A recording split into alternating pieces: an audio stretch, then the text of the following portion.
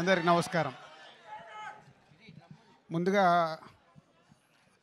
మన సినిమాల్ని గ్లోబల్ సినిమాగా మార్చిన కొందరు దర్శకుల్ని ఇప్పుడు తలుచుకోవాల్సిన టైం. రాజమౌళి, ఎస్, బాహుబలి సినిమాతో సినిమాని ప్రపంచవ్యాప్తంగా ఎలా తీసుకెళ్ళొచ్చని చూపించారు. కంటిన్యూషన్గా కేజీఎఫ్, ప్రశాంత్ నీల్, కంటిన్యూషన్గా సుకుమార్, పుష్ప పార్ట్ 1 పార్ట్ 2 తీసి ఒక్కొక్క సినిమాని హైట్స్కి తీసుకెళ్తుంటే మలయాళం నుంచి ఇప్పుడు పృథ్వీరాజ్ గారు వంతు వచ్చింది. పార్ట్ 1 ఎంత ఘన విజయం సాధించిందో తెలుసు. ఇప్పుడు పార్ట్ 2 L2 మనకు తొందరలోనే 5 డేస్లో సినిమా చూడబోతున్నాం.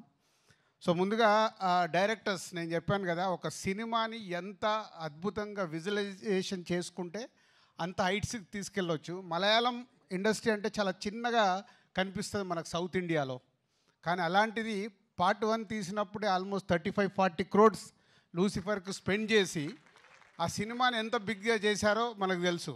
సరే, పార్ట్ 2కి వచ్చే వరకు 150 crores మలయాళం ఇండస్ట్రీ నుంచి 150 crores పెట్టి ఇంత భారీ బడ్జెట్ సినిమాని పాన్ ఇండియాగా, పాన్ వరల్డ్గా ఇస్తున్నందుకు ముందు పృథ్వీరాజ్ గారికి thank you very much.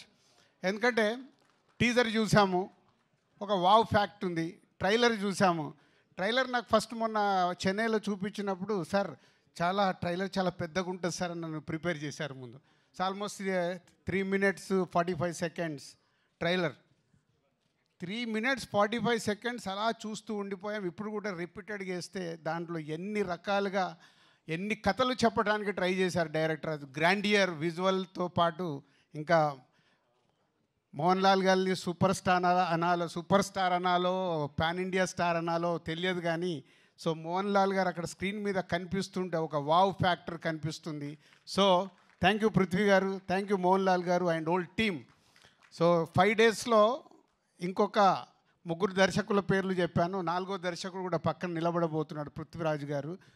Is a pan India film. అన్ని లాంగ్వేజ్లో ఈ సినిమా సూపర్ హిట్ అయ్యి కనుక వర్షం కురిపించి 150 crores కాదు, నెక్స్ట్ వాళ్ళు 3 తీస్తే 300 crores ఫిలిం తీయాలని నేను ఆశిస్తున్నాను. Thank you very much. అంటే మనం ఎంత రెవెన్యూ వస్తుంటే అంత సినిమాల్ని పెంచుతూ మన దర్శకులు ఇవాళ వరల్డ్ వైడ్గా తీసుకెళ్లారు. ఒక చిన్న సినిమా కావచ్చు, మిడ్ రేంజ్ కావచ్చు, పెద్ద సినిమా కావచ్చు.